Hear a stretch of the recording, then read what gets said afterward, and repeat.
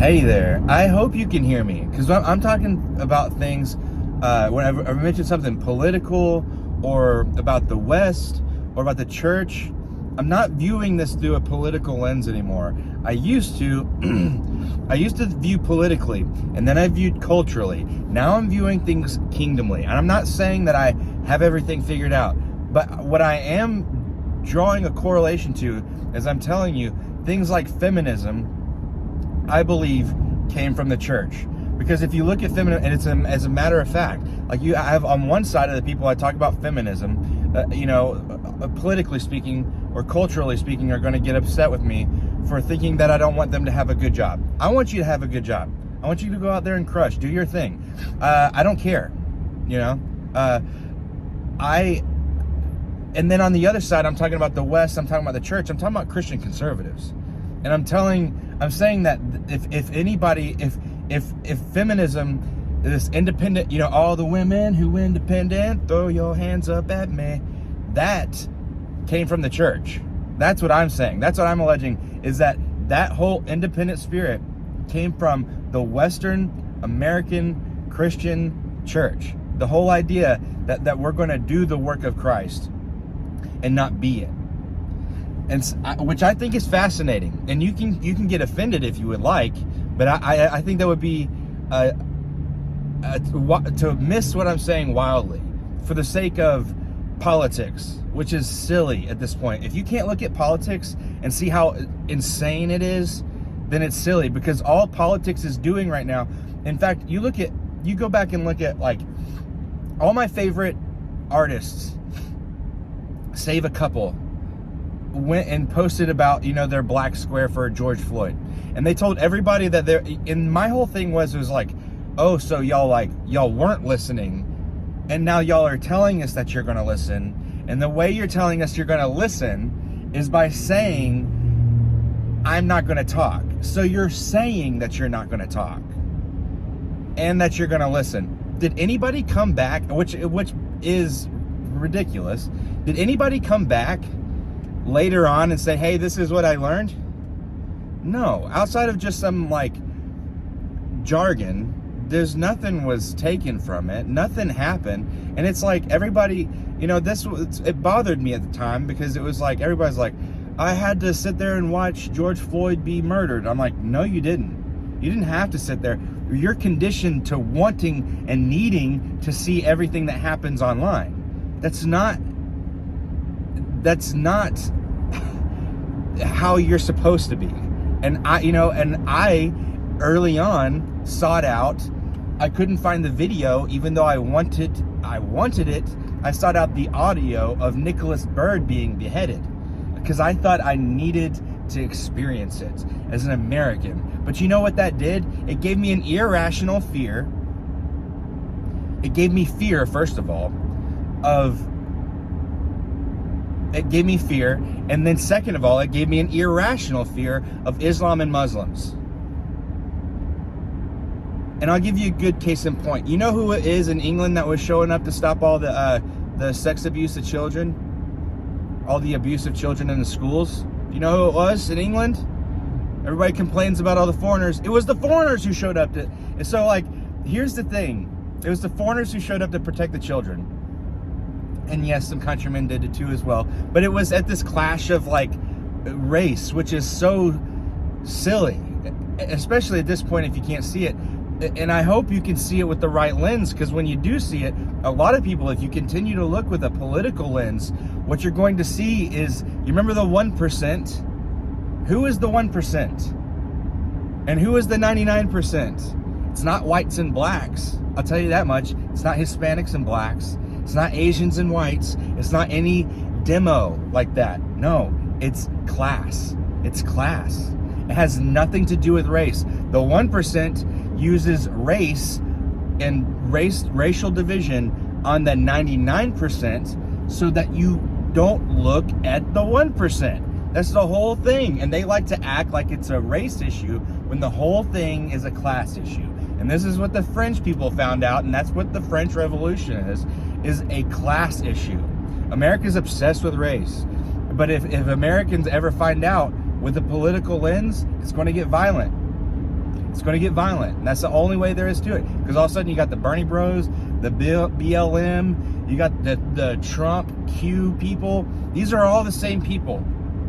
And you got, you know, and if they ever start to unify under a political lens, then that's not good.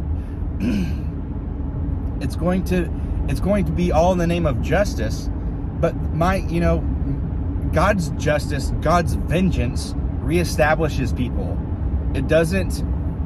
It's not our vengeance. God's vengeance is not our vengeance. It's different. It's just totally different. And so, like, this whole idea that, because what I'm saying is that the whole point is that, and it's good news. It's blessed me, especially someone who struggled with the cultural battle, someone who saw this and was just like, dude, where is this coming from? And I traced it for years. I traced it back to the church. And that's me personally. Could I be wrong? Yeah, sure. But I believe that the church, if she does what she's supposed to do, will lead the way out. But you know what it has done? Instead, has led the way in for all this nonsense. You want to talk about the meritocracy system has done away with the prodigal son. You want to talk about, and the meritocracy is good to an extent.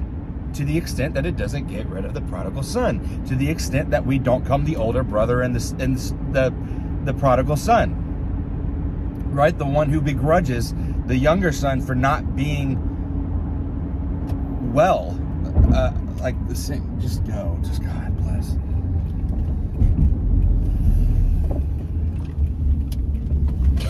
God, driving, dude. It's a nightmare. Even on a country road. So the meritocracy is fine in its place. It works great in sports. What America does well, what the West does well, is promote greatness. But when it forsakes the prodigal son is when we go amiss. That's when we go amiss. And the West is Rome, and Rome was in Jerusalem at the time of Jesus. And at the time of Jesus' disciples thought that Jesus was never going to leave because they didn't understand him, and they thought that they were all going to just take over Rome, the Roman oppression. So, like, the whole, and go look at Washington, look at Rome. It's the same thing. Rome never fell. Rome moved. We're in Rome. This is the same Roman Empire.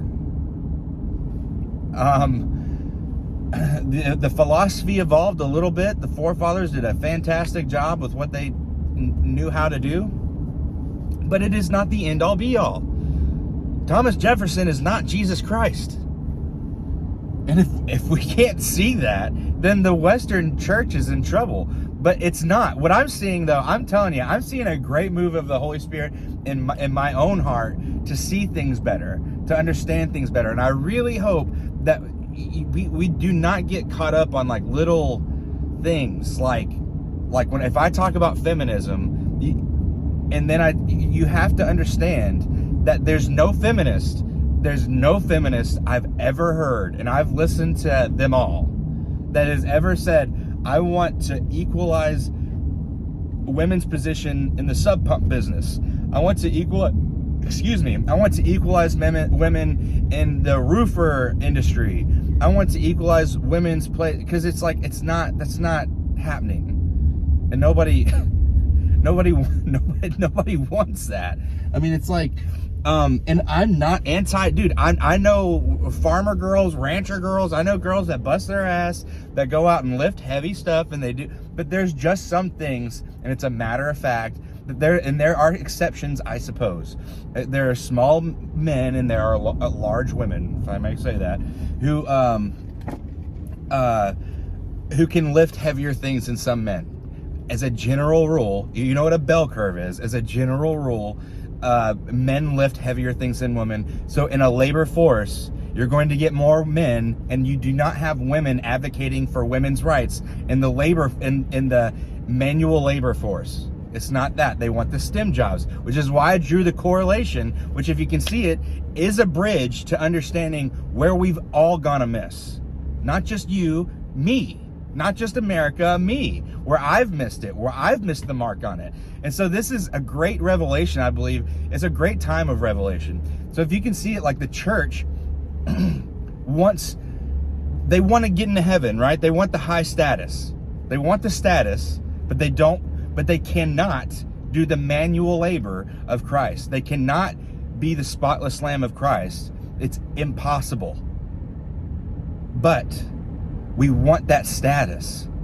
And so what we do is end up appeasing an angry God to try and work our way into favor, and work our way into status, right? Into acceptance. About to get, wow! Hello. Excuse me. I got excited. And so we want to work our way into status, and it's not how it works. And so what is to be is an acceptance of who we are and where we come from and what's been done for us. You know, like a woman, and it's such a beautiful thing too, because it's like it totally messes with everybody's paradigm. Because you got like the bride of Christ. We will never be the bride of Christ until we learn to not strive for what's already been given to us. And that, to me, is that all the women who independent, throw your hands up at me. That's, is like, because it's all about, I pay for this, because it's about my pride. It's about my pride and what I've accomplished and what I can do. And we have to lay all that aside. Men and women have to lay all that aside, because we, collectively speaking, I am a son of God. I am a brother to Christ individually. And there's never collective without the established individual. That is the crux of it all to me, is like the individual must know that they are loved. But once you become loved, once you are established in beloved identity, once you understand who you are in Christ, He is the vine, I am the branch, and the branch holds the what? The fruit. The branch holds the fruit. What does a woman hold? The fruit. The woman holds the fruit. The woman holds the lineage. And what does she do with it? She receives a seed. A woman receives a seed that you might say is as small as a mustard seed. Smaller, of course, we know, but the faith of a mustard seed, and is impregnated with something. And what does she do? Does she go off to create the child? No. She can do the things that she enjoys doing. That's the beautiful thing about it. It's a beautiful thing about it. The woman can still, up to like some stumbling blocks that the body will give, but like as it grows, but the woman is still free to do the things that she enjoys doing. All the while, the body is at work. All the while, God is at work internally, creating a child that was birthed from love. Ideally, right? I know. What, you don't know? You don't know me? The politics, man. The politics are, I don't even know, do people even still listen to politics anymore? It's like, how many times are they going to keep lying to you? And that's the thing about the whole, like, we're going to go away, we're going to do the Blackout Tuesday, and like, listen, did they ever come back and tell you what they learned? No, none of them did. Not a single one came back, like, we're going to take a week off of social media is what they said. And they never came back and were like, hey, this is what we learned from listening to our black and brown brothers and sisters. None of them. None of them. And if they did, it was just some jargon. I didn't hear anybody say anything, but I guarantee it wasn't some balanced, measured thing. It was like, because it's still that racial thing, the 1%, 99. Never forget that. Never forget that. It's a party and you're not invited. It's a party and you ain't invited, and they're using race. They'll do it till you stop believing them, really. So, but what's gonna transform a nation is a transformed heart, because what's inside of you, you know when something, how you know something is full. You can drop some, it's surface tension, and you keep dropping little droplets. How many more droplets can you get in there? It's, when it's full, when it's overflowing. You know what happens when stuff overflows? It gets messy. It gets on you. So until what's inside of you gets on you, ain't nothing going to change. Ain't nothing going to change. No political, you can't picket your way out of this one. There's nothing. And God is doing a great work in the church. He's doing a great work in my heart personally. And I see it happening around me. I see it. People are changing, man. People are seeing it. People have dwelt too long in the darkness and the darkness has gotten like, it's just darkness. And people are, you can't spend that much time in darkness and not like peek over and be like, I see light. Kind of like when that light flashed in my eyes, it's like, it just, wow, like there's no hiding from that. The light. And so like people are being changed. I've been changed. I've been wrong. My God, I've been wrong. This past summer was the summer of stumble for me. I was just like, that's why I was preaching on Peter. It was because I was like, go, go, go, go. And bam, bam, bam, bam. It's like, you crash and you crash hard, man. It was rough for me. I struggled. But I'm telling you, God is, but if I didn't, I could boast in myself. Because I know more than, if you believe in the moon landing, I officially know more than you about the culture. It's ridiculous. It's like, it's so silly to me because it's like, people are like, because you were like, where did all this stuff, where did feminism come from? Where did gay pride come from? All this stuff. It's like, it's pride. It's pride. What is American as apple pie? Pride. American pride. Proud to be an American. What comes before the fall? Excuse me. Pride except for my American pride. I'm sorry. There's no qualifiers there. This pride comes before the fall. So it's like, the most American thing gay people can do is get a flag, go out into the street, and show everybody what you're made of. It's apple pie American. At least this America. This America that's embraced pride, this super patriotic America. Dude, I'm telling you, if you can't see it, you need to start seeing it. And what you really, and I want to be careful, because what you really need to start seeing, and what I'm starting to see, this is not new. This is not some esoteric thing. Like, because what's esoteric is believing that the moon landing happened. I'm telling you, dude, it's so bizarre and out there. And I'm the guy who used to have Neil Armstrong on my Facebook background picture. That's me. I'm the guy who the first thing I ever bought and saved up money for was a telescope. Obsessed with the stars. I'm telling you flat out, that is some nonsense crap. And it's like, people are like, well, what about this? Well, my grandpa built a nut, and he was an engineer, and he built a screw that went in the Saturn. It's like, no, I'm telling you, it didn't happen. They told us straight up that they destroyed the technology, and it's too painful. The head engineer of NASA says this. It's too painful to build it back again. And they're like, and every president since we've been to the moon said we were going to go back. Everyone. We just haven't been. And then all of a sudden this guy Elon wants to skip the moon and go straight to Mars. I don't even want to spend any more time talking about it because of how insane it is. But I'm telling you, it's funny to me. And so what we really need to be paying attention to is what's going on at the throne. Everybody keeps praying. Everybody's like, oh, it's going to get worse. It's going to get worse. It might. But you know what? Whatever it is, if it's not good, it's not the end. And what we need to be focusing on is what's going on at the throne. There's too many people praying in their hearts. They don't think it this way. They don't say it this way, but in their hearts, what they're praying is, Satan, your will be done in earth as it is in hell. When what we were supposed to be doing is establishing his kingdom on earth as it is in heaven. And there is no end to his kingdom's establishment. It's in Isaiah. I can't remember exactly how it goes. I need to. But the point is that the good news is good news. It's not meh news. It's that the Father's arms are wider than the path of destruction. And that a change in the heart is going to change everything. And that all this pride stuff and this meritocracy in the West has done a lot of damage to understanding our place in our Father's eyes. And that's huge. To understand where we fit. And it's a lot of it, I want to say all of it has come from the church. the church who is trying to appease an angry God.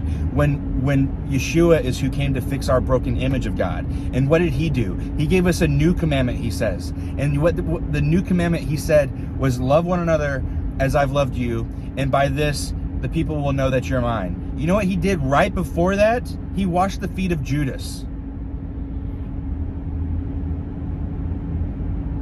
He washed the feet of Judas. Mwah. It's beautiful. Go on, go around me. All right, God bless you. Have a wonderful day and a wonderful week. And be the light of the world.